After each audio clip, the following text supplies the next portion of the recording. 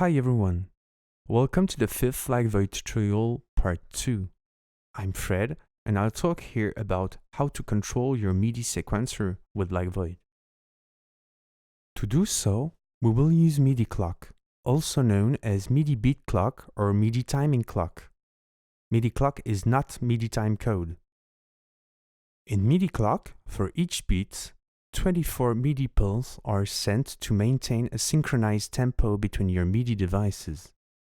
As no location information is transmitted, as bar or timecode information, Lagvoid transport section sends a play command on the first beat that we call 1 in Lagvoid.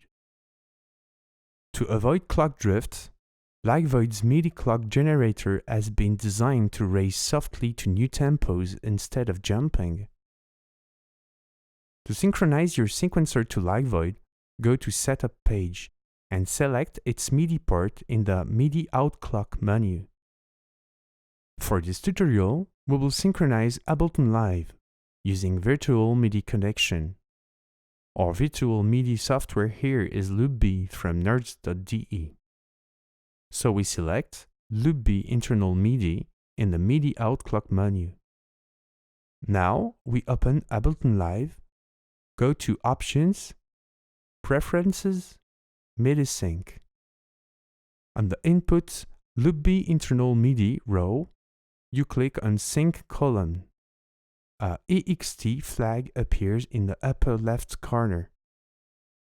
As Lagvoid is permanently generating MIDI clock, it starts to blink. Click EXT. Ableton transport and tempo is now controlled by Lagvoid. Let's go back to mainboard. You can now use the transport buttons. The first button stops sequencer. The second button stops sequencer and will send MIDI play command on next one.